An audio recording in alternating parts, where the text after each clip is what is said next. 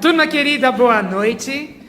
Estamos aqui para o nosso encontro, viagem Catar, Geórgia, Armênia, 2019. E hoje estamos com o professor Paulo, que nos passará cultos pré-cristão e cristianismo primitivo. Seja bem-vindo, professor, a palavra é sua. Boa noite para todo mundo. Nós vamos hoje falar um pouco sobre, outro encontro nós falamos sobre mitologia, hoje vamos falar também de mitologia, mas vamos entrar um pouco, introduzirmos um pouco no aspecto religioso relacionado até com a construção de um mito religioso da nossa civilização, da nossa cultura, né? Observando alguns aspectos. Antes de entrarmos nisso, gostaria, tinha me lembrado, você mostrou aquele vídeo das crianças, né? E falou que elas são organizadas e que nós precisamos muito disso. E efetivamente acho que isso está junto também, né? Porque se trata de um lugar que recebeu muitas contribuições de civilizações. Na realidade, muito daquilo que a gente vive hoje, nos nossos 500 anos, né? 500 e poucos anos, nós falamos da Armênia de aproximadamente 1200, 1400 a.C., naquela região do Cáucaso, né? Então são lá 3000 e tantos anos, né? Então nós estamos na infância, né? Acho que nós estamos recebendo as contribuições e temos muitas contribuições, né? Eu acho que se de fato, se nas escolas, por exemplo, lá eles têm aquela música que as crianças formam um corpo só, como nós dançamos aqui, um sistema de solidariedade através do ritmo, da proximidade dos corpos, né? Da maneira através da qual as pessoas fazem desenhos e um conjunto de pessoas que formam como se fosse um corpo só. Mas nós temos aqui também coisas maravilhosas que poderiam estar sendo também veiculadas, como fazer ciranda. Né?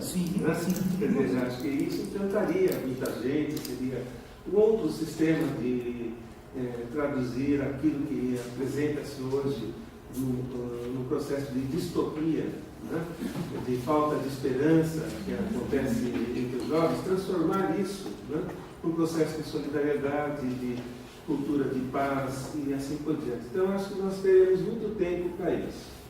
Sobre a Armênia, não é uma história simples e não é uma história simples, né? Eles também vivenciaram coisas muito difíceis, né? E durante muito tempo, conforme nós observamos. E falar sobre cultos pré-cristãos e cristianismo primitivo, falar sobre muitas tradições espirituais, muitos mitos que, na realidade, eram sistemas de crenças que se tornaram religião e que construíram e que conjuntamente ajudaram a construir a nossa própria, os nossos próprios sistemas religiosos, né? Se nós pensarmos bem na história de Jesus Cristo, Jesus, Christos, né? Relacionado com o nome dele, é uma história simples de uma família disfuncional, onde existia um homem muito velho, já perto dos seus 70 anos, que acolheu uma jovem de 14 para 15 anos, possivelmente ela até já estivesse grávida, né? E que dessa família, dessa história comum, como muitas que a gente conhece, como muitas que acontecem, de repente desdobrou-se uma história extraordinária. Desdobrou-se uma história que foi capaz de transformar a vida, a história do mundo, né? A civilização ocidental. Agora, como que nessa história comum, como muitas que a gente ouve aqui entre nós, de muitas narrativas, conseguiu, num determinado momento, transformar-se nesse processo impactante.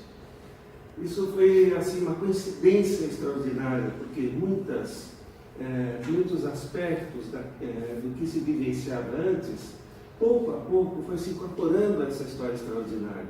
Ela integrou muitos temas míticos que já existiam, que experienciaram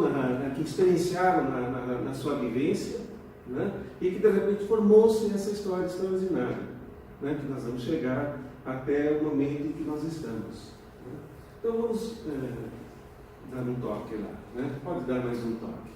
Vamos inicialmente falar dos chamados cultos de mistérios. Né? Isso diz respeito a uma ampla região que envolvia a Grécia, onde se situa hoje a Turquia, o Irã, outras regiões do Mediterrâneo, principalmente no norte da África, na proximidade do Egito. Né? O sul da Europa, para lá da Grécia, existia um pouco na região da Sicília, mas não existia muita coisa naquela época. Né? Então, os cultos e mistérios dizem principalmente respeito a essas regiões que eu assinalei. Né? Grécia, Turquia, principalmente que seria o centro, Irã. Né? Ao norte do Irã, como nós já vimos nos encontros anteriores, é onde está a região do Cáucaso, por onde passava a Rota da Seda e por onde o Oriente se relacionava com o Ocidente. Então, esse é o núcleo onde surgiram esses diversos cultos, essas diversas tradições. Né? Então, quais foram os cultos de mistérios mais importantes naquela época? Esses cultos existiam no período pré-cristão e existiam também na época em que Cristo nasceu. Né? Mesmo na região da Palestina, muitas dessas tradições eram cultuadas dessa forma. Né? E sobre o que esses cultos de mistério falavam? Nós vamos observar algumas das principais referências dos cultos de Ísis, de Cibele, os mistérios de Eleusis, mistérios de Dionísios e o culto de Mitra. Né? Esses eram os principais cultos, os mais importantes. Não eram só esses, existiam, nós estamos privilegiando, poderíamos pegar outros aspectos, existiam. Até o cristianismo primitivo inicial talvez pudesse ser interpretado também como um culto de mistério, o cristianismo na sua origem. Né? Se nós avançarmos pela região da Palestina, da Síria, vamos encontrar outras tradições, como as tradições dos essênios e outros grupos que fundaram diversos tipos de sistemas de crença e de pensamento. Né? Dando mais um toque. Né? Esses cultos expandiram-se, então, em toda a região do Mediterrâneo, né? E naquela região da Ásia Menor, né? Que alcança a Turquia, alcança o Irã, perpassa um pouco da Síria, do Líbano, de onde se situam hoje a Síria e o Líbano, né? Embora aquela região fosse uma região de grupos nômades, ainda não existia o sedentarismo, ainda não era possível o desenvolvimento de cultos naquele lugar, naquelas regiões. Né? Então, os cultos eram os gregos, principalmente, que traziam essas tradições. Mercadores que, às vezes, paravam em determinado lugar e integravam-se com os povos locais, né? E iniciava-se a prática desses cultos. Né? E para que serviam esses cultos de mistério? Né? Dando mais um toque. Né? Eles, principalmente, pretendiam dar um sentido para a vida, dar uma explicação para esse sentido da vida, né? E aquilo que, de uma certa forma, sempre foi um grande desafio. O que acontece antes da vida, o que acontece depois da vida, como se enfrenta o fim da vida. Né? Então, muitos dos aspectos dos mistérios, né, era tentar encontrar ou entender a vida depois da morte, aquilo que acontece depois e que possa trazer um sentido a uma existência toda, o que poderia acontecer depois dessa existência. Né? Eles eram chamados de mistérios porque eram cultos iniciáticos.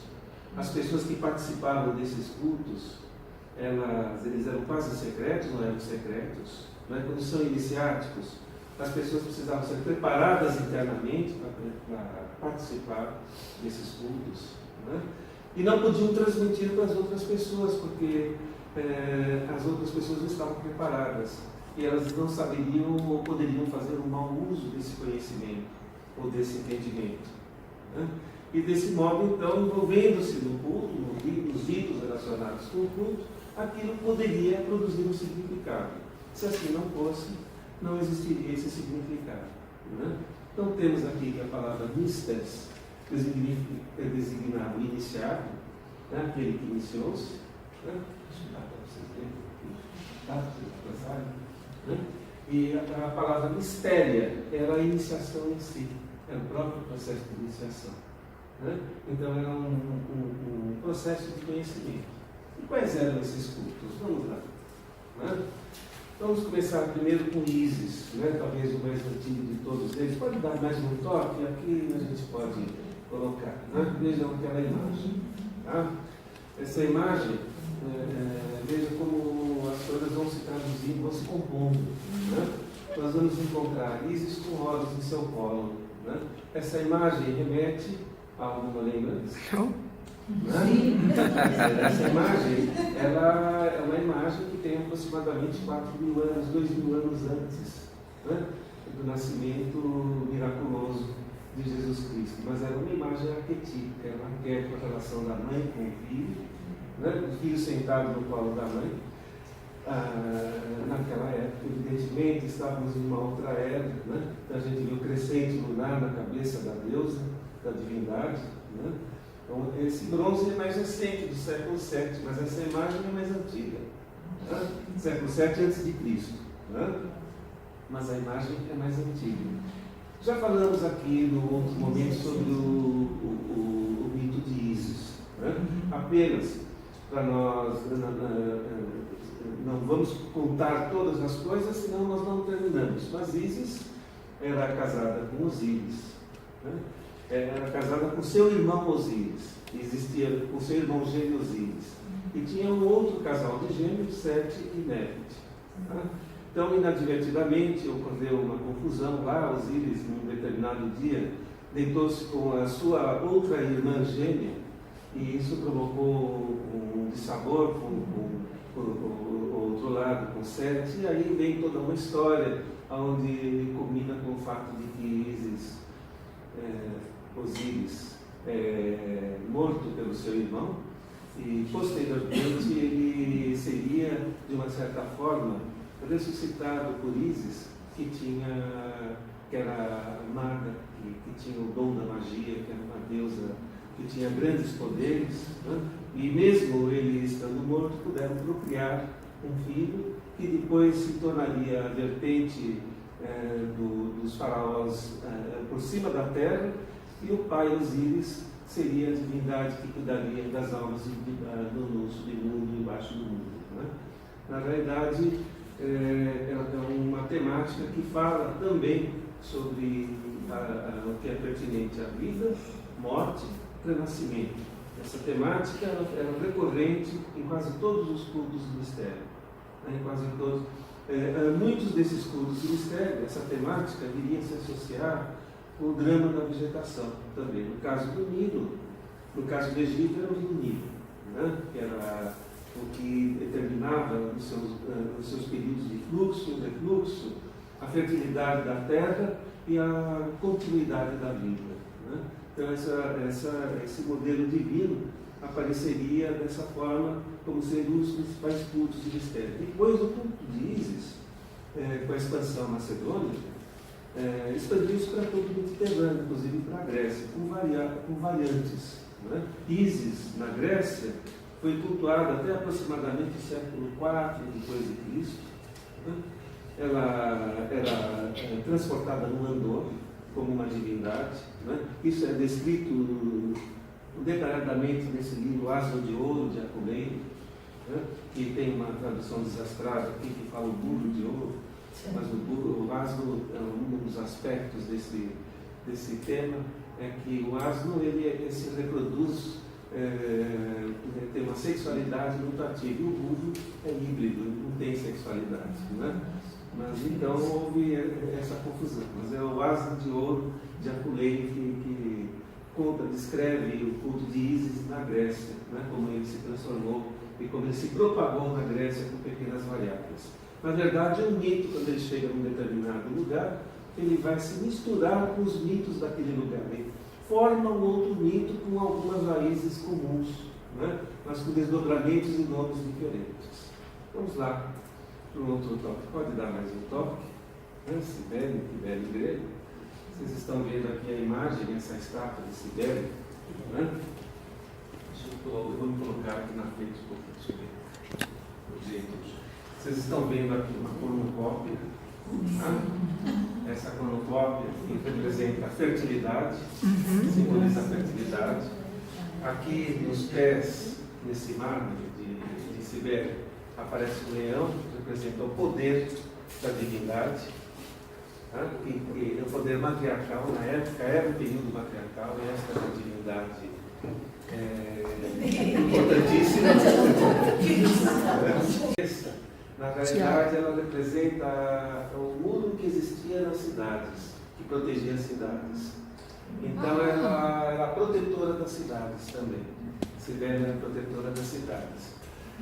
Ela tem uma outra imagem que eu encontrei, uma boa imagem de Cibele. Aparece Cibele com o seu amante, Átis, né? Morto no seu colo, né? Como Madonna, não é como as imagens da Madonna. Aparece Átis no seu... Pode dar mais um toque. Né? Mais um toque. Aí é só que a proteção. Né? Átis como era um filho e amante dela. Né? É só que era mortal. Átis era mortal.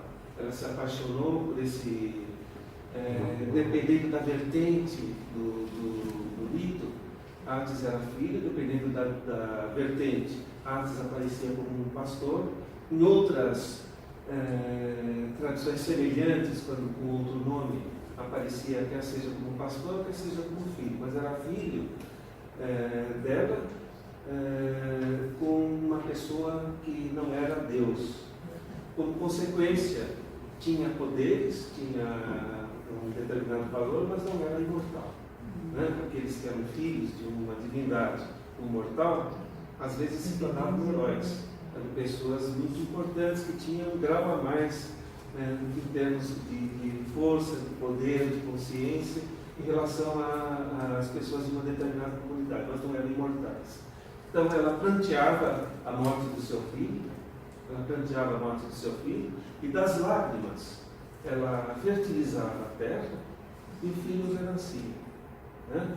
E isso, depois de um determinado período, o filho permanecia junto a ela, né? Até que novamente ele morreria, ela plantearia novamente e daí ele renasceria. Ou seja, retratando o drama da vegetação. Né? O ciclo vida, nascimento, morte e renascimento, né? Que ela traria. A ressurreição. Né? Quer dizer, através do pranto ocorreria a ressurreição. Mais um toque, por favor. Já falamos dos atributos dela, né? Da cornucópia, dos leões e da coisa. Cibele, ela foi muito cultuada em toda a região do Mediterrâneo, mas na época que Cristo nasceu, era uma das divindades um dos cultos mais populares na Península Itália, já na época dos romanos. Né? Tanto que na Frígia, que se situa onde hoje está a Turquia, existia uma grande pedra negra que simbolizava a Cibele, que era a grande mãe, Magna Mater, grande mãe. Trouxeram os romanos trouxeram essa pedra para a Península Itálica e se transformou no centro do culto de Cibele, né, na Península Itálica. Junto com o culto de Mitra, o culto a Cibele foi um dos cultos mais populares e mais expandidos em toda a região do Mediterrâneo na época em que Jesus nasceu, né, nesse período. Os sacerdotes de Cibele eram pessoas que entravam numa espécie de transe, faziam uma dança frenética, evocando a divindade, e no meio desse transe eles se emasculavam, eles amputavam seu pênis. Né? Era um ritual sangrento, né? E posteriormente eles dedicavam a sua vida à deusa, né? Vestindo-se com roupas femininas, né? com roupas longas, com caráter feminino, eram os chamados curetes ou corimbantes. Né? E eram eles que, período dos cultos, eles tocavam determinados tipos de instrumentos musicais e transportavam as pessoas ao êxtase no momento em que celebravam a divindade. Né? Muitos dos cultos de mistério tinham essa característica, através do ritmo, da dança, produzia-se um estado alterado de consciência, as pessoas eram conduzidas a um transe, e nesse momento vivenciavam o mistério, ou vivenciavam o sagrado. Não sempre como no caso dos corimbantes, que eram pessoas que simplesmente dedicavam a sua vida ao culto da deusa. O senhor tem referência se a Pedra Negra ainda existe? Essa Pedra Negra, nós tivemos aqui, num lugar onde essa Pedra Negra teria saído. Né? Não sei, na Frígia, nós passamos por lá, só que eu não me lembro o nome dessa cidade. Então, essa pedra, ela teria, um dos apóstolos, teria passado por lá, João, acho que o apóstolo João passou, não foi aonde Maria queria morar, foi próximo de onde Maria morou. Lembra? Nós somos nas ruínas de uma cidade. Então, essa pedra, provavelmente, ela já está enterrada há muito tempo. Né? Ela deve existir, mas ela já foi enterrada há muito tempo. Nós sabemos de onde ela veio. Né? Que é de uma encosta onde existe. Como se chama a cidade onde tem uma casinha? Éfeso, não é? É perto de Éfeso. Né? Perto de Éfeso. Acho que sim. Exatamente. É pertinho de Éfeso, né? Onde a gente viu essa pedra. Foi de lá que saiu essa pedra que simbolizava a Magna Mater. Né? Outro culto de mistério, que já falamos também na época que nós fomos para a França, não sei se depois eu cheguei a falar dos mistérios de Eleusis. Eleusis fala do drama da Deméter e de sua filha Perséfone. É uma outra vertente daquilo que é pertinente ao ciclo de vida, nascimento, vida, morte e renascimento. Né? Só que ali no caso, o que ocorre é que a filha de Deméter é sequestrada por Hades, ela é levada para o submundo ou para o inframundo. Ela, como consequência desse rapto, ela entra numa profunda depressão. Como consequência de sua depressão, toda a vida fenece, começa a fenecer. Né? Os deuses começam a ficar muito preocupados, tentam interferir, e ela diz que não tem nada para ser feito porque a sua tristeza é muito profunda e ela não se conforma com a perda de sua filha. Hélios disse que isso foi tramado por Zeus e por Hades, e desse modo então ela não negociou com os deuses, a não ser que a sua filha voltasse. Essa era a única condição. E daí estabeleceu-se um acordo de que Perséfone permaneceria um período no ano com a sua mãe, um período no ano com seu marido como rainha do inframundo. Né? Quando ela estava saindo do inframundo, lhe foi dado uma romã ou um outro fruto. Como ela comeu alguma coisa no Hades, ela teria que obrigatoriamente voltar para lá. Né? Então, dessa forma, permanecendo com a mãe, isso representaria a primavera, o verão, o outono, né? Quando a vida floresce dentro da terra. Quando ela vai para junto de Hades, representaria o inverno. Né? Quando a vida toda fenece, quando as plantas secam, né? Quando de repente somente aquilo que foi guardado anteriormente poderia permanecer. Os cultos, os mistérios de Eleusis, eles eram realizados, não no ritual, né? Eles eram realizados aqui. Nós temos lá algumas covas, que são as ruínas de Eleusis. Né?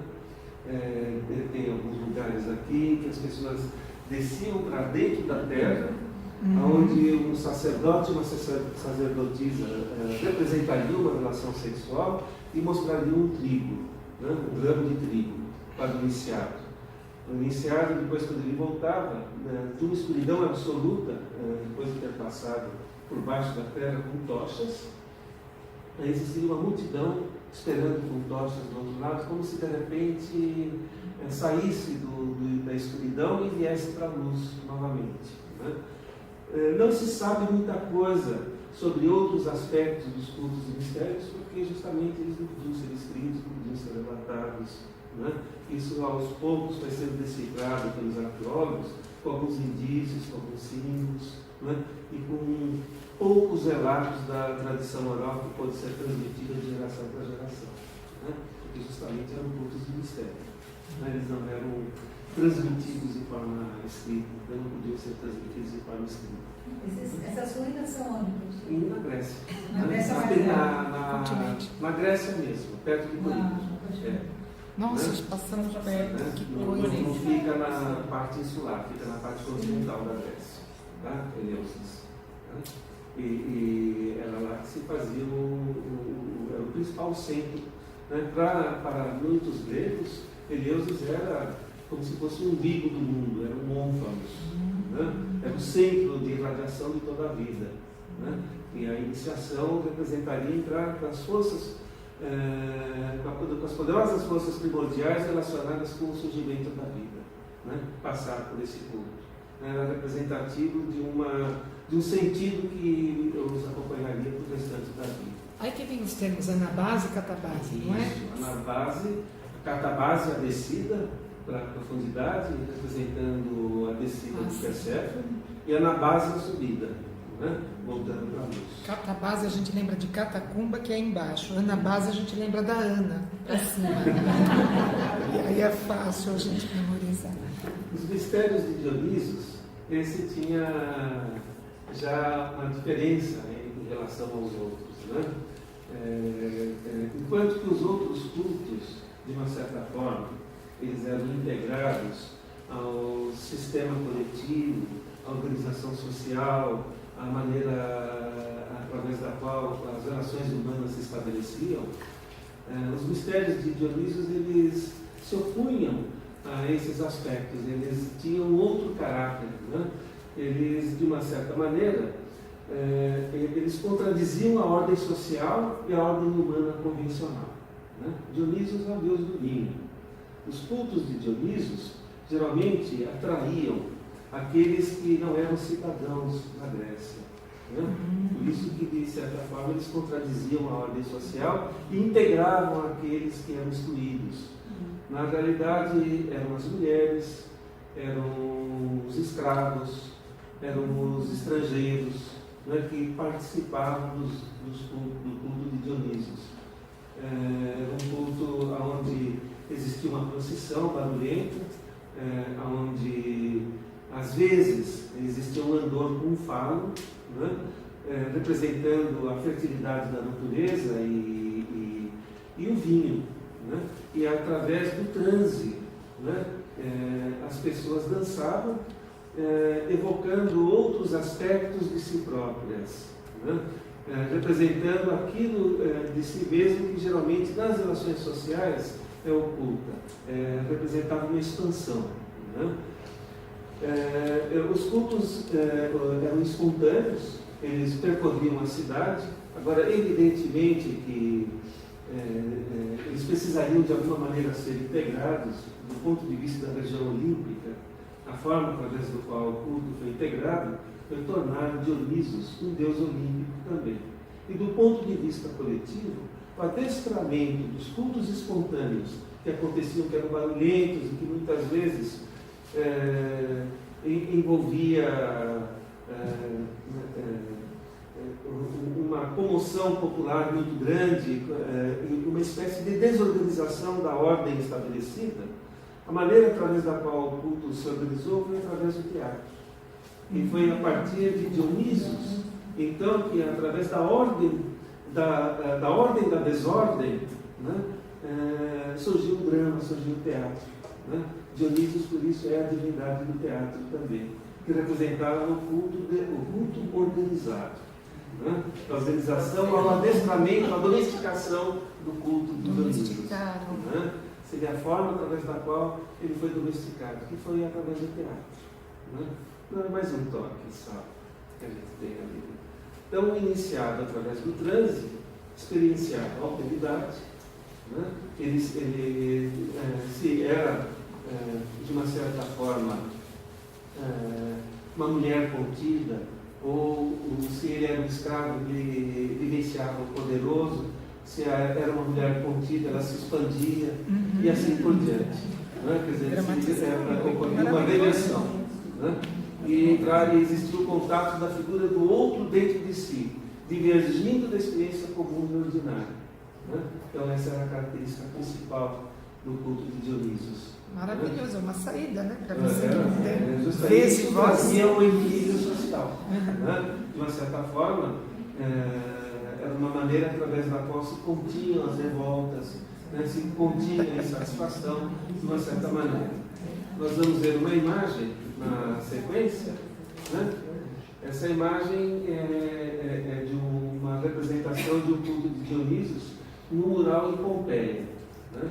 E vocês estão vendo aí a mulher dançando lá daquele lado, a música sendo tocada. Né? Então tem uma espécie de magia que emergia durante o trânsito, né? Durante o período. Professor, o senhor me faz lembrar, uma vez que a gente trabalha com dança, o movimento hip hop nasce no Brasil nos anos 80 e tinha algo muito marcado, era a vez e a voz do povo da periferia. Aí vem o mercado de massa, vem o consumismo, toma conta daquilo, né? Eu me lembro dos meus alunos falando, aquele carinha não pode usar bombeta, ele não me representa. Né? Eu trabalhava na FEBEM na época. Agora eu vejo o funk também. É um movimento de massa, incomoda a ordem vigente, incomoda, né? E da mesma forma, vem o mercado, né? Domina aquilo, coloca figuras estrelas para cantar, né? E já reorganiza de novo a estrutura dominando, né? É uma repetição, é um mito que a gente reproduz, que a gente vive e revive, né? Quer dizer, o mito está presente sempre, né? Então, vamos ver lá em Mitra. Esse nós vamos falar um pouco mais hoje. Né? Nessa imagem de Mitra, essa imagem ela existe em muitos lugares. Mitra foi cultuado na Armênia, foi cultuado na Geórgia, né? Foi importante no período pré-cristão. Na região do Mediterrâneo ele foi muito cultuado. O que vocês estão vendo aí? É Mitra montado no touro. Na realidade ele está colocando uma faca no flanco do touro, aqui, tá? Nessa faca. Ele tem um boné frígio, né? Que diz respeito um pouco à sua origem, um gorro frígio. Né? E aí vocês estão vendo aqui um caranguejo, uma serpente, um cão, né? E um touro sendo morto. O que isso representa? Né? O que isso simboliza? Né?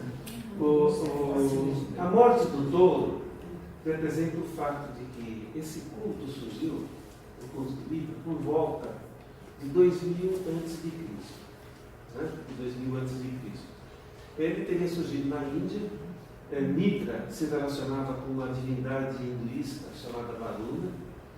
Mitra era a luz. Varuna era o Deus poderoso, o Criador. Né? E Mitra representava a luz. Sempre Mitra vai representar a luz. É o mito solar. Né? Em 2000 aproximadamente a.C., foi o período de transição da era de touro, passando para a era de camelo. Né? Então a morte do touro, o sacrifício do touro, é a passagem, né? De um ciclo da efeméride, através da precessão dos equinócios, o movimento que a Terra faz, ela volta-se das constelações. Naquele momento, a Terra, como agora nós estamos saindo de peixes entrando em aquário, naquele momento a Terra estava saindo de touro e entrando em carneiro. E no céu aparecia as constelações de Cão Menor, a Hidra. Aqui nessa imagem não tem o corvo, aparece o corvo também, que são constelações que estavam no céu naquela época e que são representadas na estátua de Mitra. Então, estão representadas nós vamos ver outras imagens sobre Mitra. Então era um mito cosmológico, né? O culto de Mitra era um culto cosmológico de onde surgiram muitos aspectos que depois o cristianismo herdaria. né? Nós estamos vendo nesses diversos mitos, como isso vai se compondo. Mais adiante, nós vamos fazer um fechamento nisso tudo. Dá mais um toque, por favor, que aí vamos ver a história. Mitra, amiga, é deus do sol, da sabedoria e da guerra na mitologia persa, né? Entre os iranianos, quando ele já saiu da Índia e veio para o Irã, dando mais um toque para si. Posteriormente, na região do Irã, surgiria uma religião, o masdeísmo, que seria a reforma da religião iraniana feita por Zoroastro. Vamos falar sobre isso daqui a pouco, né? Mitra também foi incorporado pelo masdeísmo, né? Tornou-se um dos personagens junto a Ahura Mazda, que era uma outra divindade, né? Lutava contra os inimigos de Ahura Mazda. Depois a gente vai falar sobre isso, né? Nesse momento vocês apenas reconheçam, né? Um javali, tornando-se inicialmente Deus do bem e posteriormente Deus solar, né? Essa aproximação de Mitra para a região iraniana e caucasiana se deu por volta do século V a.C., né? Aproximadamente nesse período, né? Vamos lá ver como isso. Pode dar mais um. As referências mais antigas, então, conforme nós já falamos, do ponto de vista de registro, sabe-se que Mitra teria surgido por volta de aproximadamente 2000 anos antes de Cristo. Mas, nos textos hinduístas, aparece pela primeira vez em 1400 na Índia como Deus da luz, junto a Varuna. Na Pérsia, passou a integrar o panteão do zoroastrismo no século V, conforme nós já falamos. Mais um quadro. Mitra, ele teria nascido de uma rocha, né, de uma pedra também, né, como muitas divindades. A pedra ela teve um caráter simbólico muito importante, relacionado com o surgimento das divindades, né, perto de uma fonte sagrada. Por isso, o seu culto passaria a realizar-se numa gruta no dia 25 de dezembro, ou seja, no solstício de inverno. Tá? Essas grutas eram chamadas de mitreus. Tá? Então, o culto de uma divindade solar no dia 25 de dezembro, tá? Isso acontecia desde aproximadamente 600, 700 anos antes de Cristo. Né? Mais para a região mediterrânea, uma outra divindade que a princípio era cultuada nesse período era Janus, o deus das portas. Né? Deus das janelas. Dois bifronte, uma divindade bifronte. Tanto que o mês de janeiro, o nome janeiro é de homenagem a Janus, né? Assim como janela. Né? Essa expressão janela se refere ao olhar de Janus, né? Um espaço para ele olhar, para ele poder olhar para o passado e para o futuro. Né? Aí ele se transformou no Deus da passagem de ano. E a divindade do solstício se tornou Mitra, né? Que era cultuado em 25 de dezembro. Resultado. O tema da natividade em Belém, em uma gruta coberta de luz, tem relação com o nascimento de Mitra, né? Relação imediata e direta. Então, o mesmo mito, né? O mesmo aspecto que foi vivenciado de uma certa maneira por aquela história comum, né? Mas que incorporou expressões da mitologia que existia na época e que fortaleceu essa história, né? que potencializou o impacto que essa história comum nos trouxe. Professor, alguns canais dizem que Mitra também, em semelhança a Jesus, teria nascido de uma virgem, mas pelo que eu vejo aqui, não. Teria nascido da rocha. Ou existem versões? Existem diversas que versões. Teria nascido, né? Conforme o mito vai transitando. Sim. Né? Agora, na Armênia, né, consta que ele teria nascido numa gruta da Armênia. Né? Vamos ver mais adiante. Sim. Aqui a gente tem um Mitreus. Né? Esse Mitreus fica em hóstia antiga deitada, né? Como é? Então aparece uma estátua semelhante lá, e o que acontecia aqui? Aí acontecia o sacrifício de touro, né? Um touro era sacrificado nesse ritual, né? Tauroctonia, que era realizada pelo sacerdote. E também se realizava nesse lugar, vocês estão vendo que tem como se fosse um tanque embaixo, o taurobólio. Então, o taurobólio, o iniciado, deitava-se nesse lugar, o sangue, conforme o touro era sacrificado, vertia sobre isso, e o iniciado recebia um banho de sangue, ficava até o pescoço, né? Que é o chamado tauromóreo, que era um aspecto, na realidade, o touro era um deus, era como se fosse a força do Deus que lhe fosse transmitida, né? Depois, aqui nós vamos observar, Zaratustra tentou mudar esse rito, né? Eliminando o sacrifício, mas mesmo assim não conseguiu completamente, né? Ele apenas conseguiu diminuir a quantidade de touros que eram sacrificados, né? Dos miteus. Mais um papo, pode parar isso.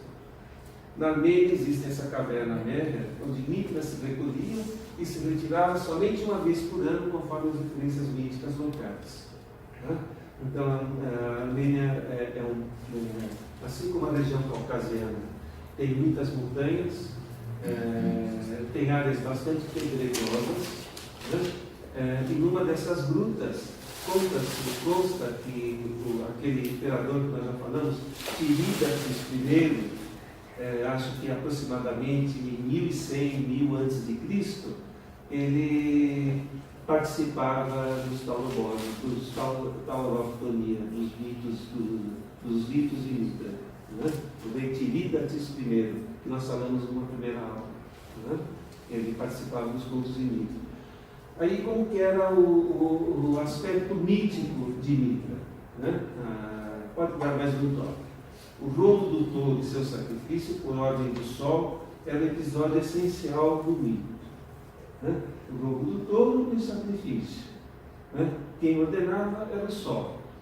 Aí o sol e Mitra repartiam o touro em um banquete que realizava-se em uma gruta cósmica.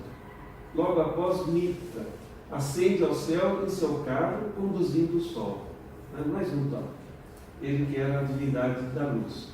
Do corpo do touro sacrificado, daquele touro que foi sacrificado, surgiriam todas as manifestações.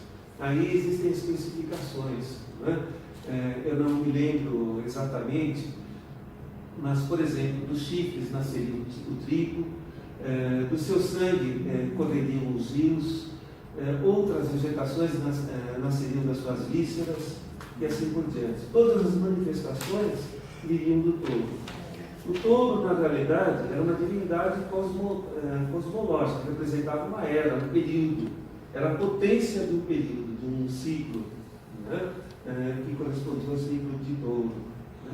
Ciclo de touro, era de touro, caracterizava-se por ainda ser um período matriarcal, né? A passagem de touro para carneiro representou também a passagem do período matriarcal para o período patriarcal. Foi na era de carneiro que se constituiu, por exemplo, a tradição judaica, né? E quando começaram as coletivizações a surgir nas cidades, viver em rebanho, viver como carneiros, né? O domínio do touro e a solarização do touro representava, de uma certa forma, né, a ascensão do poder patriarcal, né, que dominava o símbolo do período matriarcal, né? Ele representaria, de uma certa forma, essa transição também do período que veio do predomínio das divindades e matriarcais para o predomínio das divindades patriarcais e o culto do pai, né? Que iria acontecer na era seguinte, na era de carneiro, né? Então tem também uma correspondência com essa transição, por isso que o touro ele continuou sendo cultuado, né? Porque representaria justamente essa dominação, né? Vamos ver uma outra. Aqui a gente tem aquela mesma imagem, aparece aqui nesse mármore o corvo, lá embaixo vocês estão vendo a serpente, o caranguejo, o cão. Caranguejo ou escorpião? Escorpião. Aqui aparece a constelação do escorpião. Obrigado. Aonde vocês estão vendo? Ah, sim, tá. Perfeito. A serpente, o cão lá na frente. Isso eram as constelações que estavam no céu nessa época, nesse lugar da Terra, né? Tinha uma constelação serpente, né? Sim, tem, né? E tem a cão menor, né? Também. Certo.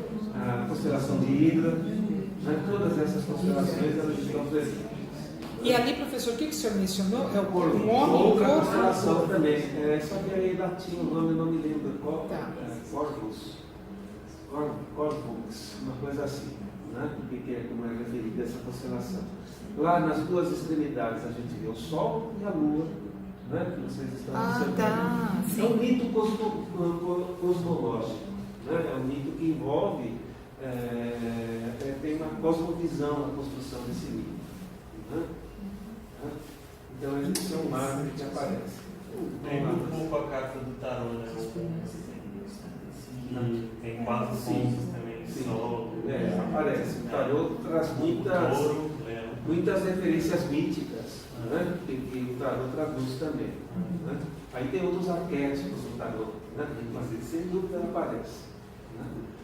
Então, como que era o ritual de Mitra? Né? Que aqui a gente vê, eu falo para vocês, que é a descrição celular para mim.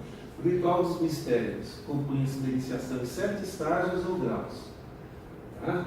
A taurectonia em uma gruta, o taurobólio, o batismo, a refeição com pão e vinho, que fazia parte do culto, tá? A Eucaristia. Além da purificação lustral, a ablução com água salgada.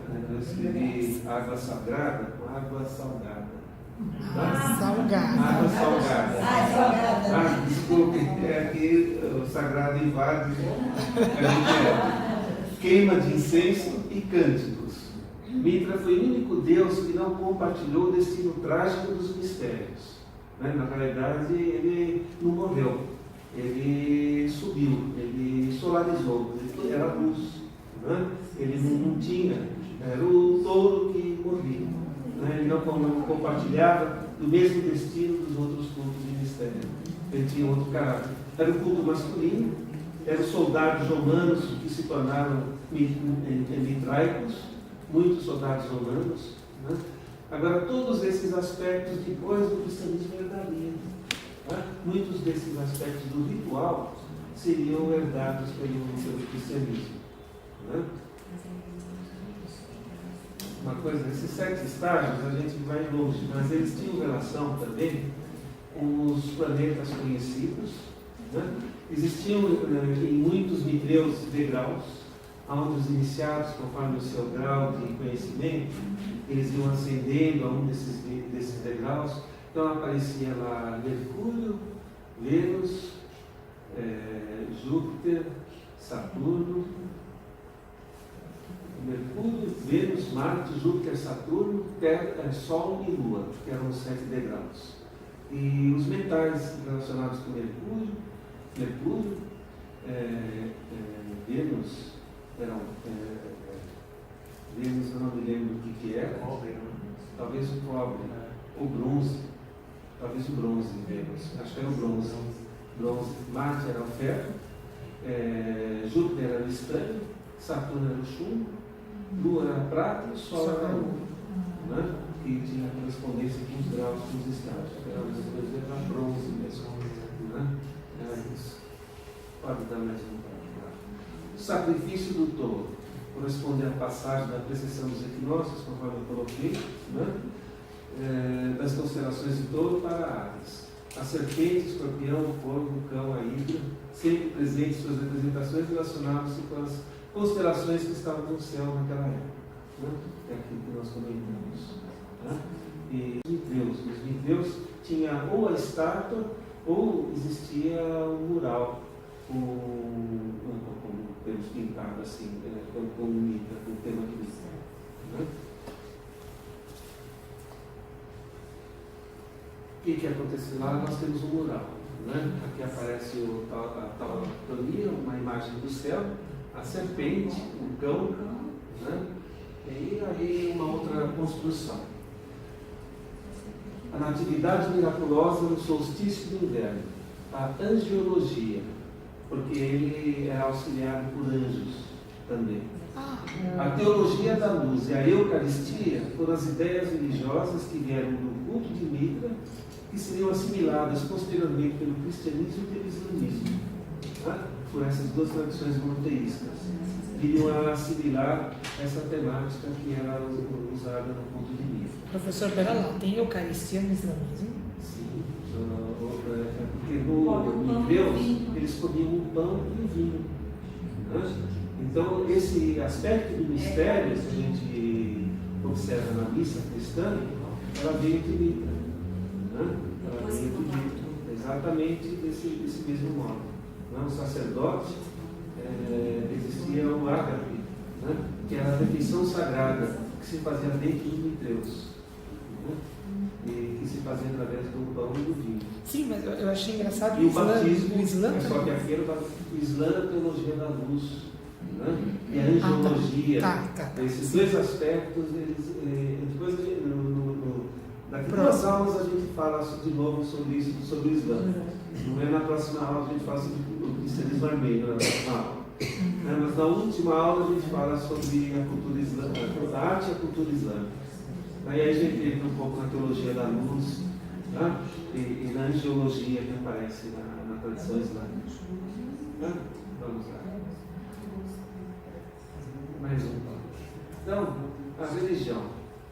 Aí vamos entrar no zoroastrismo. Vamos passar para o zoroastrismo, que na realidade, quando o cristianismo entrou na Armênia, a Armênia era masdeísta, ou praticava o zoroastrismo, né? Nesse período. Durante um período de aproximadamente 400 anos após Cristo, a Armênia ainda era principalmente masdeísta, né? Gradativamente ela foi se tornando cristã.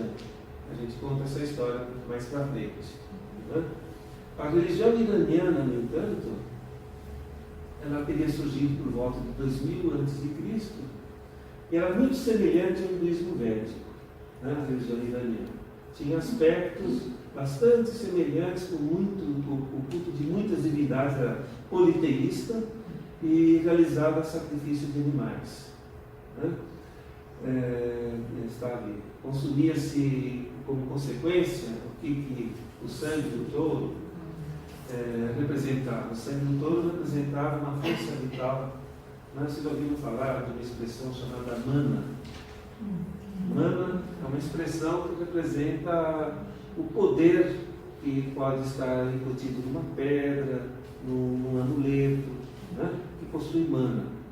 Aqui no Brasil a gente tem uma expressão semelhante à mana, que é axé, né? Aquilo que tem axé, né? Lá os índios norte-americanos, eles têm essa mesma expressão, têm esse mesmo termo, a expressão manitou, né? Que representa a força da natureza, a força da vegetação, o poder sagrado, né? Aqui nessa época existia o Aoma, que era esse poder sagrado, né? Que na Índia também era chamado de Soma, né? Quando nós vamos ver a história de Indra lutando contra um dragão que roubava o Soma, ou seja, a força vital da terra, ele roubava todo o poder da terra. Então ele derrotou através de uma grande luta esse dragão, e o Soma retornou à terra. A Aoma era muito semelhante a esse Soma hinduísta, né? Que justamente era o que eles buscavam através do Taurobólio, né? Que era essa força vital, que era esse princípio relacionado, porque sustentaria um banho de sangue, poderia ser representativo para aquela pessoa como força de vida no resto da sua vida, né? Então é muito difícil. Nós temos os nossos isso não pertence à nossa época. Nós temos um estado de consciência.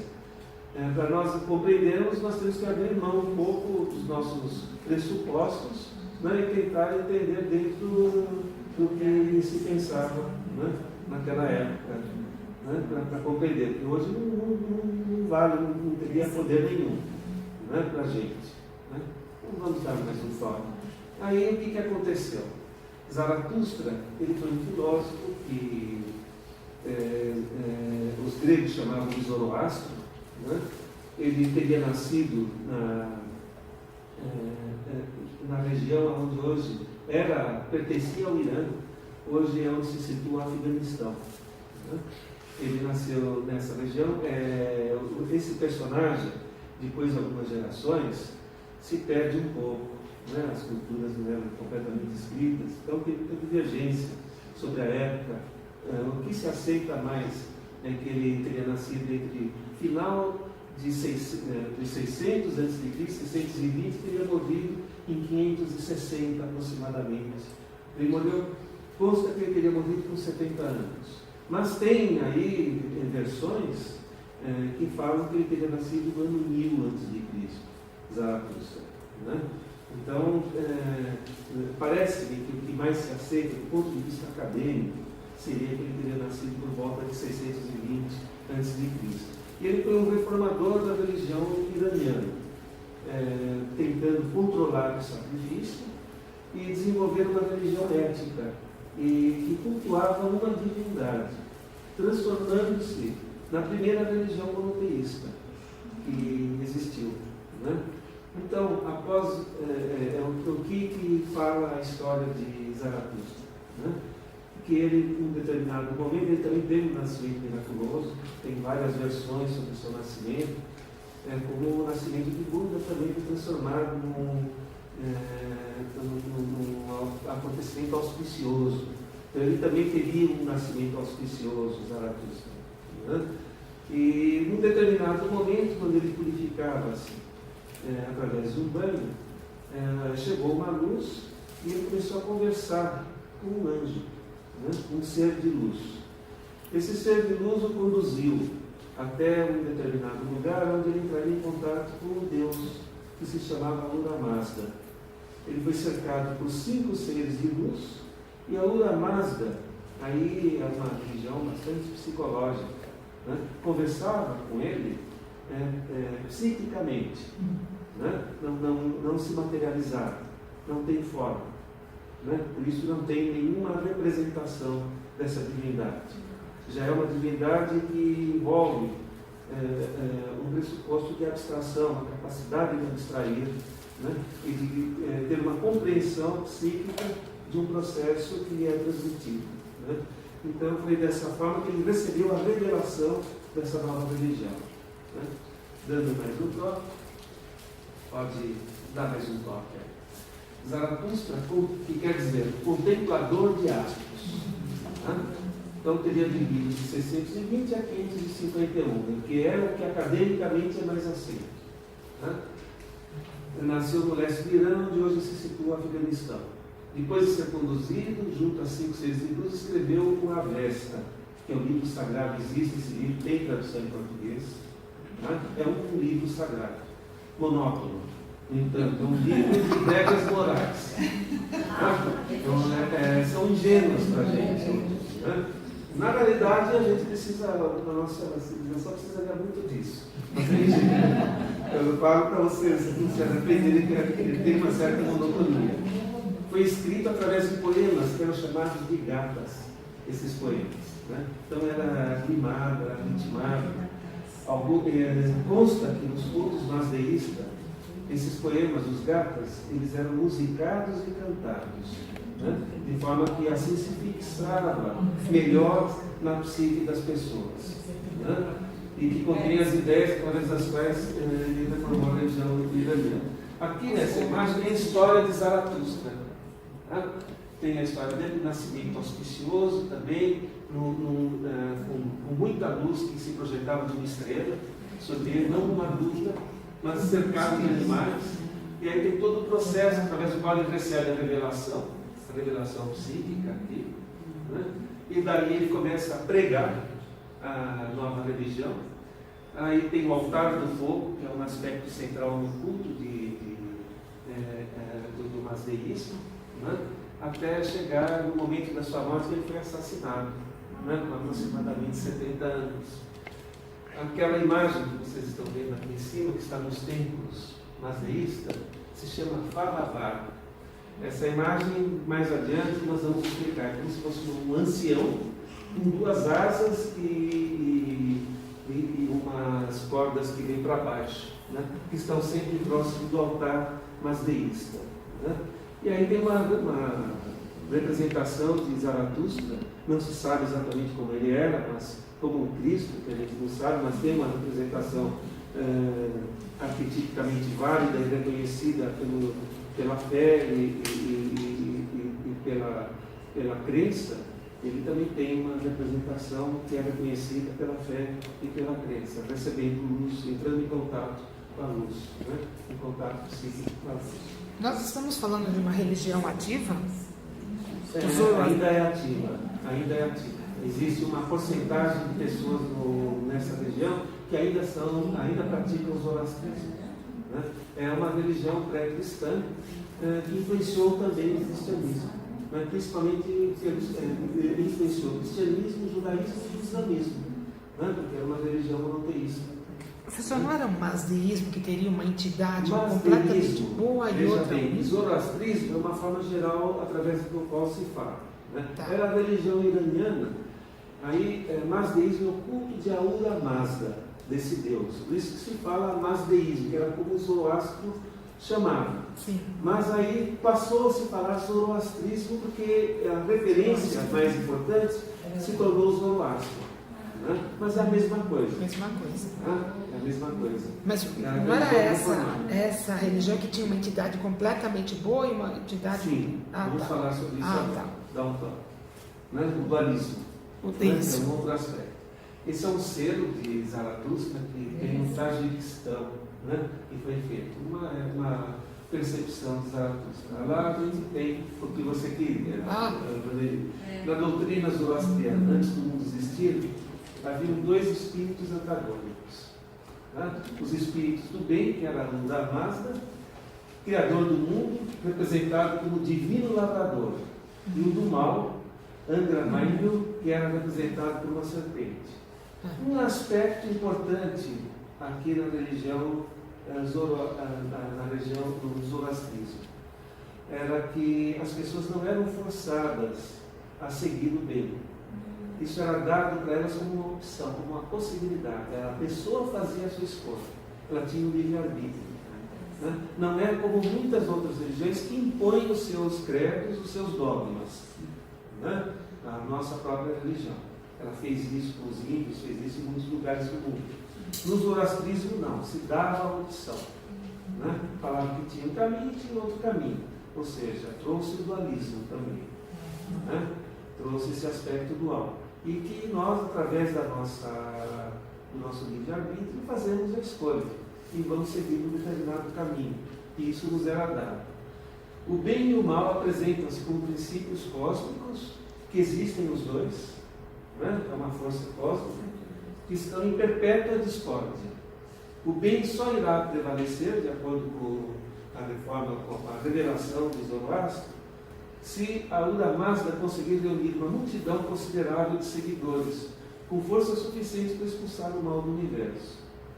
Muitos desses, quando a gente vê Senhor dos Anéis, tem que juntar pessoas e levar lá uma parte que falta. Né? Eu sou mais antigo, teve um filme infantil na minha época chamado Cristal Encantado. Também tinha um grupo, assistiu esse filme, e tinha um grupo de peregrinos que tinha que levar um pedaço de cristal para o bem prevalecer sobre o mal. Né? Quem se lembra desse filme muito bonito? Eu tenho. Vocês têm? Tenho. Né? Acho que é um filme masterista. É alguma coisa. Só que eles integravam. Um filme muito bonito. Então, essa é a história do zoroastrismo, né? que nos traz a dualidade. Né? Que trouxe essa questão da dualidade, mas que dá a opção, dá um livre-arbítrio para a pessoa seguir um caminho ou seguir outro caminho. Então, não era exatamente monoteísta, né, professor? A gente passa, às vezes, um pouquinho só para efeito de drama, né? Pode dar um toque. Mais um toque. Então, a religião zoroastriana propagou novas ideias que influenciaram as outras religiões monoteístas. Quais são as ideias que foram propagadas? O dualismo cosmológico, ético e religioso, em primeiro lugar. Mais um toque. O mito do Salvador, né? Na realidade, o Ahura Mazda seria como se fosse Zaratustra era como se fosse o Messias, né? A elaboração de uma escatologia otimista que proclama o triunfo do bem e a salvação universal, né? Mais um toque. Mitos gnósticos e o mito da luz sagrada, a demonologia para quem segue o caminho, a angelologia, que são seres de luz, né? Para quem segue outro caminho, mais um toque, e aí, Imitatio Dei. Imitatio Dei. Tá? Imitatio Dei, porque fazia parte dos seguidores imitarem o seu Deus, né? Imitarem o profeta, imitar o seu Deus, como no cristianismo. Quem trouxe a Imitatio Dei foi São Francisco, né?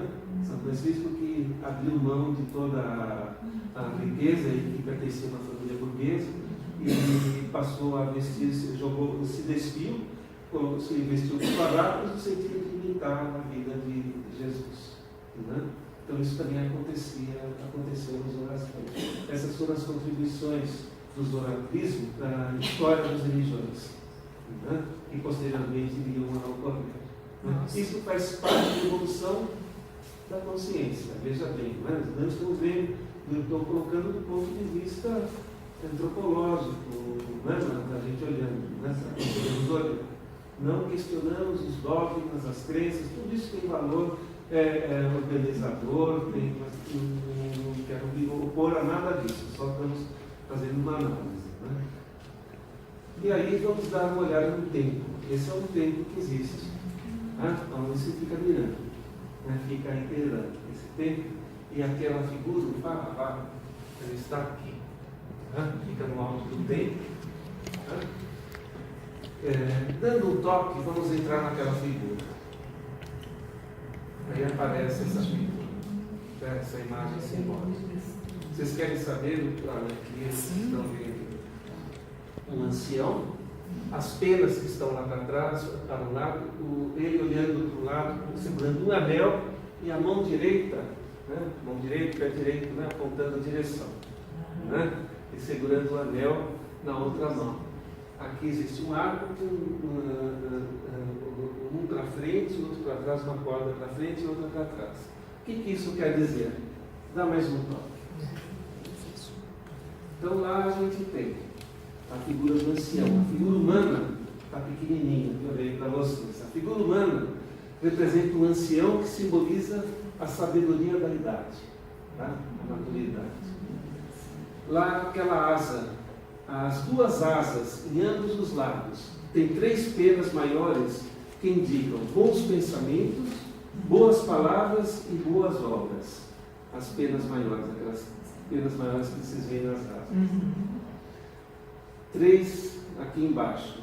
A parte inferior do Faravar consiste em 3 partes, representando maus pensamentos, más palavras e más ações, que são a causa da miséria e felicidade para os seres humanos. Parece um pouco o Buda também, né? Tá? Depois 4, aqui aquele arco que vocês estão vendo, aquela cauda lá. As 2 curvas em ambos os lados da cauda do Faravar representam as forças positivas e forças negativas. A primeira é dirigida para a face e indica que temos de avançar na direção do bem. A segunda, localizada na parte de trás, indica literalmente dar as costas para o mal. Tá? Aquelas 2 curvas que fazem. Tá? Número 5, lá aquele anel. O anel no centro simboliza a eternidade do universo, ou a natureza eterna da alma. Como um círculo, não tem começo nem fim, tá? Que é a simbólica do círculo. Número 6, uma das mãos do ancião aponta para frente, indicando que há apenas uma direção para escolher na vida, e que é adiante. A outra mão segura o anel, e alguns intérpretes consideram que, assim como o anel da aliança de casamento representa lealdade e fidelidade, que é a base da filosofia zoroastriana. Então essa é a representação do Faravar, que está sempre em todos os templos masdeístas. Faravar. O que é isso? Volta para trás um pouquinho só. Tá? Que é essa imagem aqui. Vocês estão vendo que parece colorida no alto dos templos. Tá? Lá vocês estão vendo o anel de cor amarela, as curvas, as penas, né, maiores, as penas menores. Você falou que no Irã, professor, ainda tem focos de zoroastrismo. Esse daqui, por exemplo, esse templo iraniano, né? Interessante ter espaço para isso se manter, uma vez que às vezes tem grupos radicais por ali, né? Sim. Não tanto, a gente tem muito preconceito. É verdade. Assim, não é bem assim. Tem grupos radicais, mas existe também uma propagação exagerada, porque aqui a gente tem também primeiro comando da igreja. É verdade. Você tem razão. Assim, só que a gente sofre com isso e não propaga. Né? É verdade. Tem petróleo, tem riqueza, tem interesse por trás de tudo isso. E algo mas milenar não, também. não tem nada a ver, não. Pode dar um toque. Então eu falava, que aparece assim dessa forma. Vamos lá. Aqui é o altar. Está o altar com o fogo no centro. Né? É o altar do fogo que representa a luz. Né? Representa, de uma certa forma, a força do universo, a força criativa do universo. Né? Que aparece nesse altar. Aqui é uma imagem representativa, como nos falava lá em cima, né? O altar, uma figura que sincretiza um pouco a imagem representativa do ginásio. Uma arte masculista, vamos dizer assim, né? Que apresenta-se dessa forma. Com alguns símbolos que são pertinentes à tradição deles. Né? E aí a gente passa para o cristianismo primitivo. Né? Cristianismo primitivo, que se fala sobre o que é o cristianismo primitivo. Né? O cristianismo primitivo é o cristianismo que existiu da ressurreição, ou da ressurreição, ou do Espírito Santo que desceu sobre os apóstolos, quando os apóstolos começaram a propagar o cristianismo, que é o que se aceita, até o primeiro concílio de Nicéia, que aconteceu em 450, mais ou menos, já na era cristã. Né? Esse período é referido como sendo o período do cristianismo primitivo. Era um cristianismo ainda não institucionalizado, era um cristianismo que se organizava, cujos cultos tinham relação ainda com tradições anteriores, às vezes era muito sincrético, misturavam-se sistemas. Né? Depois ele foi sendo organizado no Oriente, pela Igreja Ortodoxa, pelas igrejas ortodoxas, né?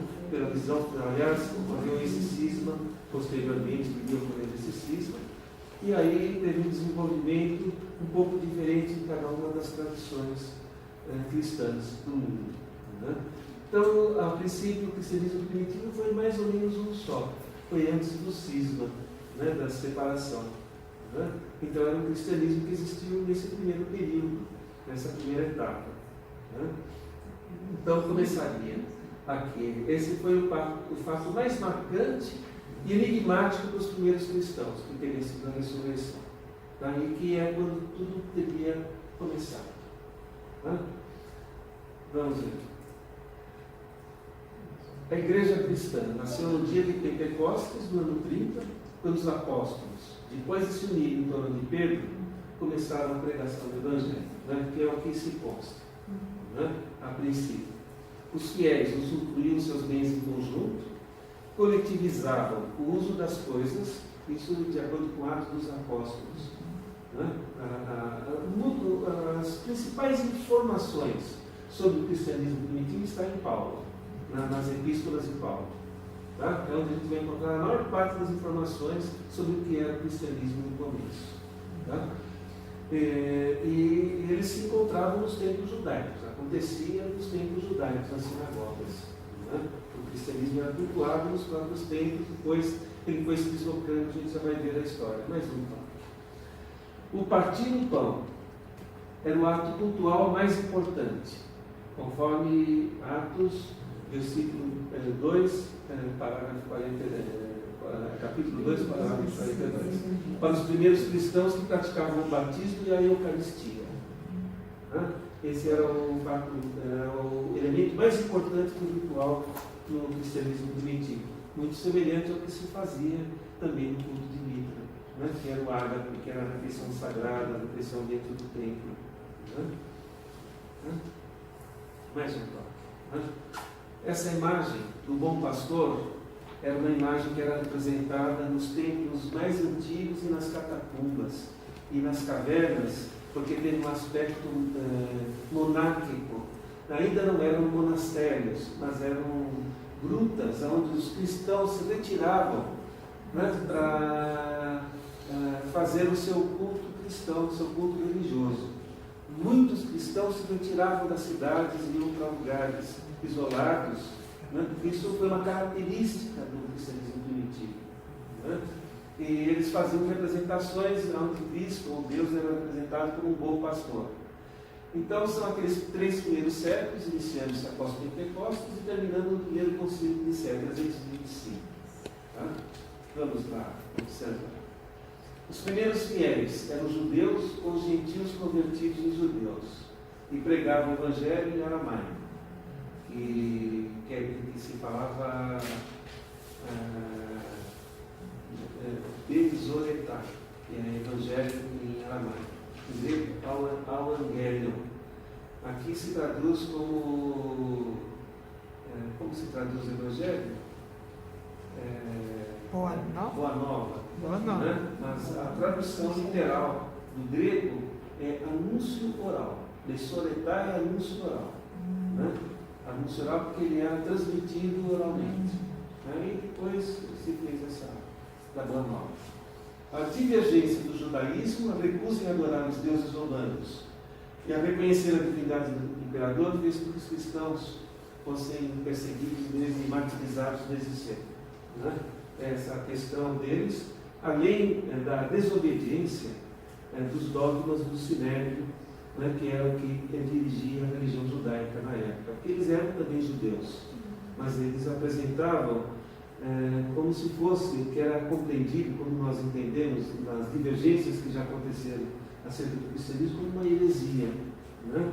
Então, diríamos assim, que os cristãos eram judeus heréticos, a princípio, como se fossem heréticos, né? Que apresentavam uma visão diferente, construída dentro do judaísmo, mas divergindo em determinados pontos. Né? Então, isso acontecia a princípio.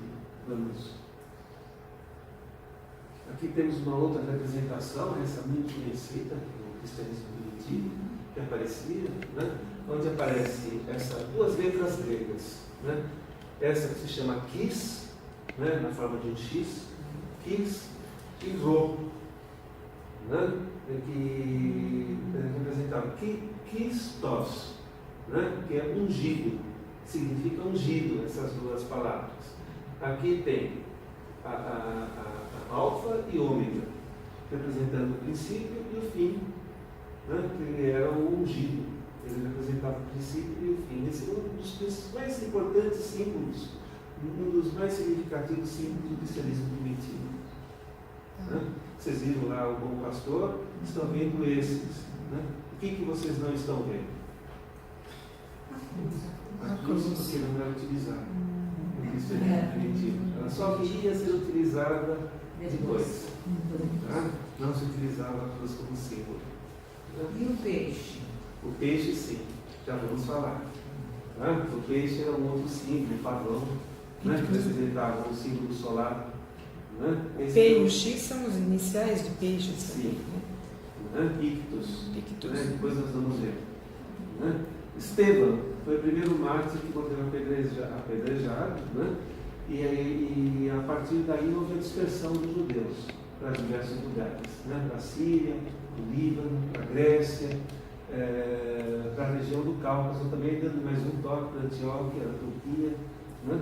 No ano 40 chegaram os primeiros cristãos na Armênia, 10 anos depois do início do cristianismo. Então a Armênia, ela acolheu esse cristianismo primitivo no seu princípio. Surgiu uma arte primitiva cristã que utilizava como tela a parede das catacumbas, onde as comunidades cristãs se encontravam e se refugiavam. Tá? Então nós estamos vendo as imagens pertinentes a esse período do cristianismo primitivo. Né? Pode dar mais um toque. Mais um toque. Isso está numa catacumba. Não, isso está em Pompeia. Em Roma. Né? Essa imagem. Aqui aparece muito já construída pelo tempo, né? A imagem de Maria amamentando o menino Jesus, né? Como foi uma representação. Como que o cristianismo foi se organizando? Né? As cartas de Paulo são os escritos cristãos mais antigos, eles datam de antes ainda dessa época. né? De antes, né, por volta dos anos 30, entre 30 e 40, diríamos assim, as cartas de Paulo. O Evangelho de Marcos foi escrito em Roma entre 75 e 80. Lucas e Mateus escreveram na década de 90 na Síria ou em Antioquia. Os Evangelhos de Lucas e Mateus. O Evangelho de João foi escrito no início do século II em Efésio. Então esses são os evangelistas e Marcos. Esse é o Novo Testamento, que é quando eles se construíram nos 70 anos posteriores ao sacrifício de Cristo, né? Que foi se organizando dessa forma. Possivelmente são seguidores de João, seguidores, né? Porque no século II já se passaram. Não, o século II é 101, 102.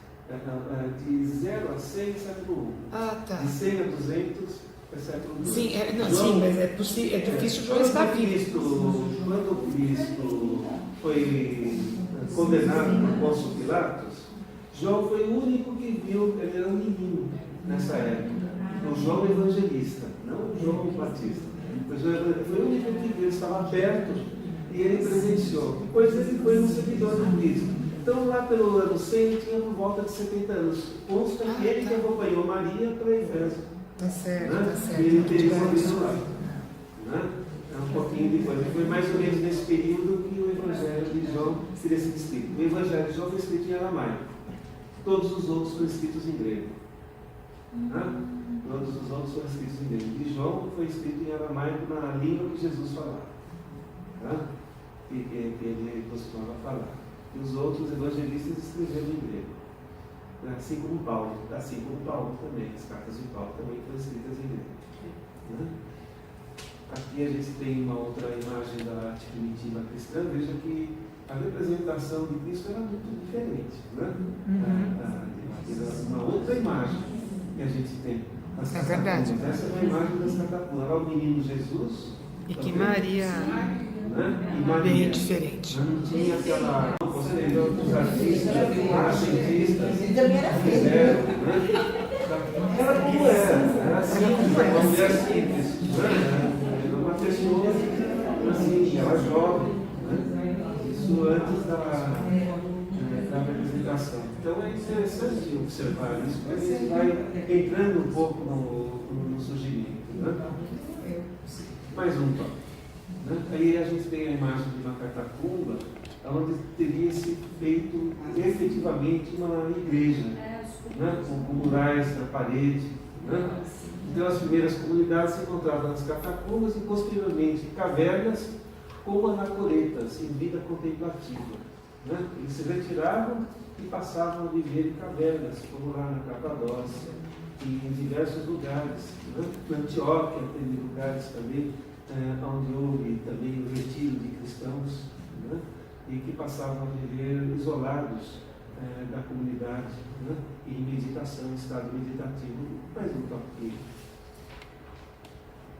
Aí o que você tinha falado, né? Peixe íctus, tornou-se um importante signo cristão primitivo, por referir-se à entrada na era de peixes e por traduzir a simbólica associada.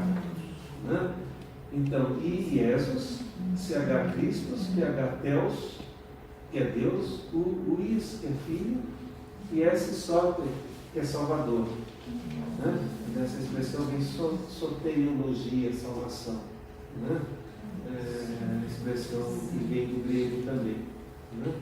Então, que é a tradução de ictus, que representa peixes. Né? Que foi também um símbolo importantíssimo, que era a passagem de carneiro para peixes.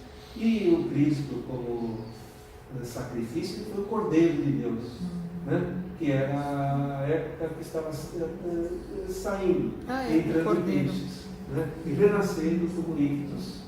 Né? A ressurreição se fazia como um cordeiro que era sacrificado, né? De maneira que pudesse se entrar na era. A gente viu o touro sendo sacrificado, agora o cordeiro sendo sacrificado. Né? Então a temática do sacrifício entra no cristianismo primitivo do mesmo jeito. Tá? Esses são símbolos, né? Uma leitura simbólica que nós estamos fazendo. Tá? E lá vocês estão vendo os murais, né? Dá para vocês verem nas paredes a representação Né? A gente tem muitas grutas na Capadócia que tem até hoje essas pinturas. Né? Então, um toque. Ainda tem. A cruz nunca foi utilizada como símbolo pelos primeiros cristãos. Tá? Isso é importante, não aparece. Em nenhuma das representações desse primeiro período pré-niceniano, no período pré-niceniano, nunca aparece cruz. Tá? Aí vamos ver. Aí, nesses lugares lá na Capadócia, onde muitos cristãos, como anacoretas, como semelhantes a muitos monges hinduístas, isso foi uma influência, a princípio, do cristianismo. Né? Eles se retiraram e, como eles foram perseguidos, então eles entravam nesses lugares e, dessa maneira, isso aconteceu na Capadócia, na Antioquia, aconteceu em vários lugares. Né? E mesmo os primeiros padres, eles eram... depois viria o monarquismo. Né? Os monastérios, eles eram construídos afastados das cidades. Né? Existindo também um retiro nesse período. Como MPO na Grécia? Sim, isso, exatamente. Né? Onde eles se afastavam e ficavam no retiro. Nós vamos passar perto de uma cidade, Góris, onde está muito próximo esse tipo de estrutura. A gente vai identificar e vai achar muito semelhante. Vocês vão ver que tem. Mas, o cristianismo primitivo na Armênia, ele teria sido levado pelos apóstolos São Judas, Tadeu e São Bartolomeu. Quando falarmos sobre o cristianismo armênio, a gente fala sobre o simbolismo de São Judas e de São Bartolomeu, que eles também traduzem uma representação simbólica. Tá? Entre os anos 40 e 60, tá? Bem no começo, o cristianismo chegou na Armênia. Quando teriam convertido a filha de Senatruces I, que depois seria martirizada com São Judas pelo pai, e queria demovê-la desse credo, né? E como ela não quis, como ela recusou-se, o pai sacrificou a própria filha, né? E foi martirizada. Questões religiosas, a intolerância que vem nas questões religiosas é responsável na história da humanidade pela maior quantidade de mortes provocadas. Mais do que motivos políticos, mais do que outros motivos, foram a intolerância religiosa, infelizmente. Considerando-se isso no mundo todo, nas tribos africanas, aquilo que os espanhóis propagaram nas Américas, né?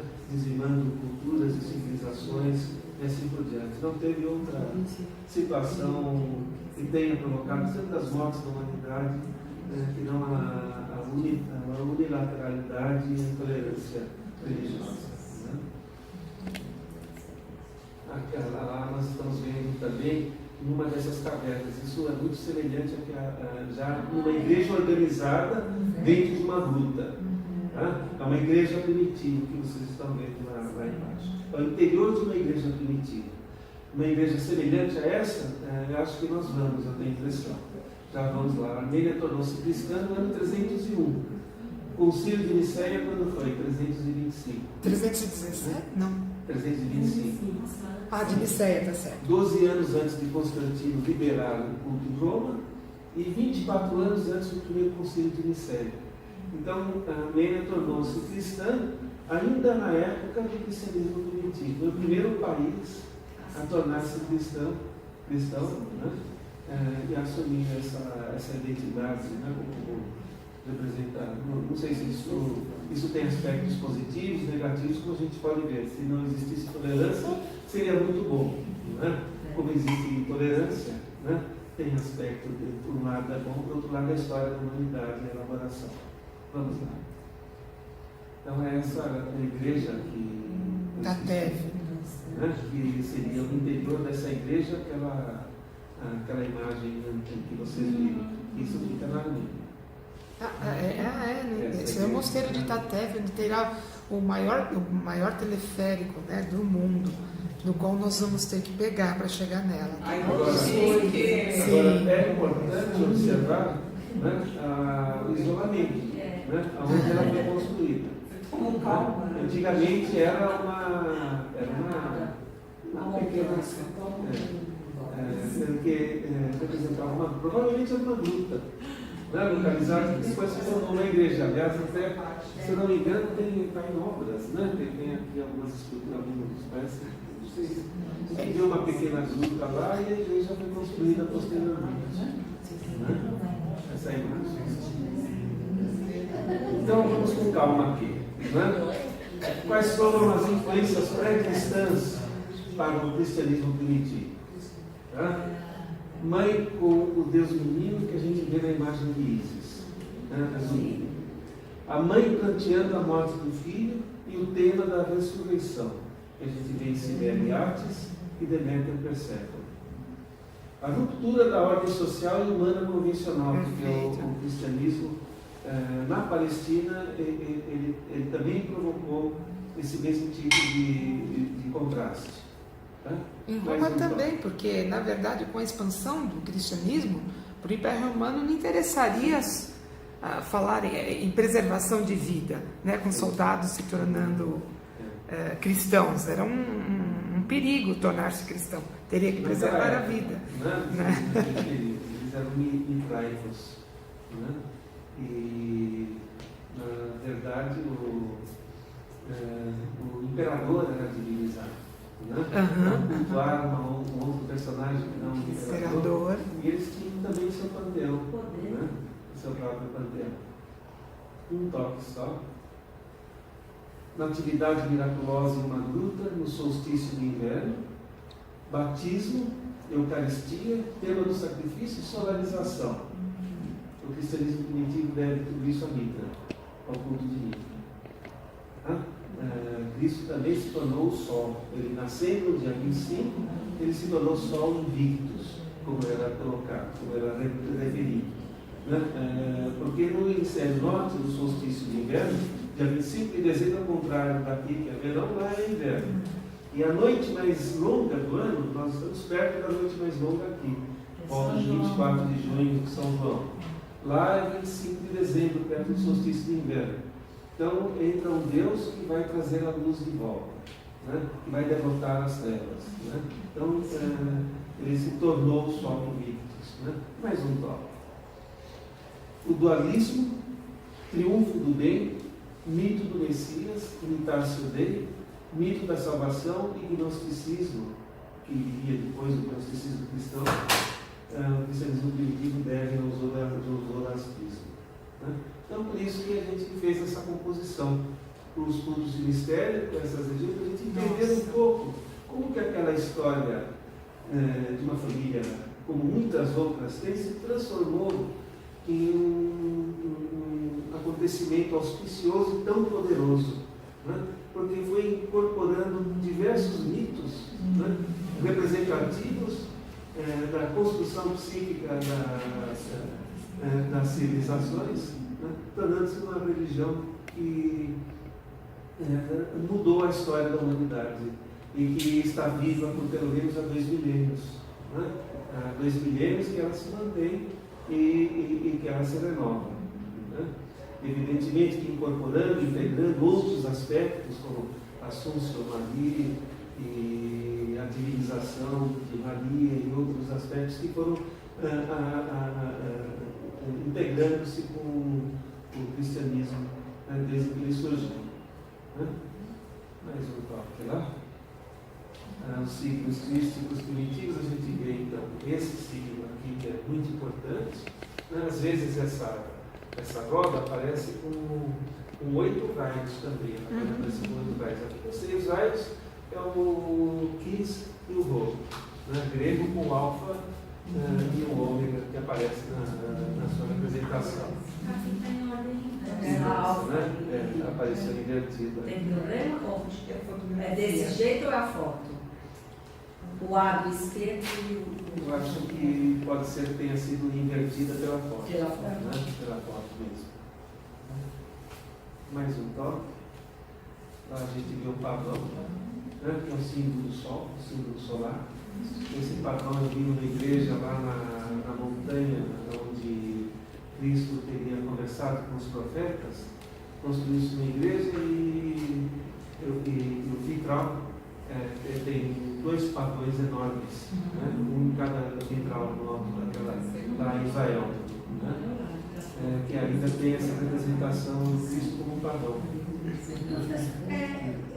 Tem alguma coisa ainda naquela figura, professor, porque o P está do lado certo, então a simbolozinha embaixo está errada mesmo. Talvez o outro não seja um desenho, né? Talvez o desenho. Entendeu o que eu Porque falei? lá eu estou vendo invertido. Então, o P está do lado certo. Na Aqui, primeira imagem, os símbolos. novo, né? Então, na primeira imagem, os símbolos gregos estão inversos. O alfa e o ômega. Tá. Na outra imagem, agora eu não sei. Mas isso também pode existir variações. Pode? Né? Pode existir algumas variações. Porque tem uma representação dessa nota com 8 raios também. Entendi. 8 raios que representaria 4 vezes 2, e aí tem 2 quaternos, né? Que tem uma outra simbólica relacionada com. Mas eu estou vendo 8. Eu não estou vendo 8? Não, essa tem 6.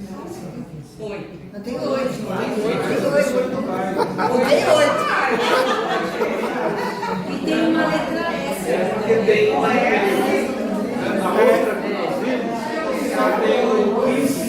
Isso, a outra. E nessa se coloca uma E vertente tem no uma meio. outra letra ali. Um S. Uma S. Possivelmente diz respeito ao aspecto do Salvador, alguma coisa significativa, né, de sócio, né? Mas aí são vertentes, são variações. Tem mais uma. Não, sim, claro. Esse é outro símbolo primitivo que era cultuado, né, na época do serviço primitivo, símbolo de Cristo, que aparece lá no Mitos. Uau. Nossa, gente. Se vocês quiserem.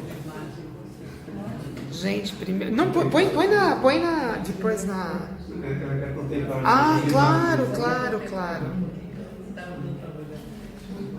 Gente, primeiramente agradecer, porque uma aula dessa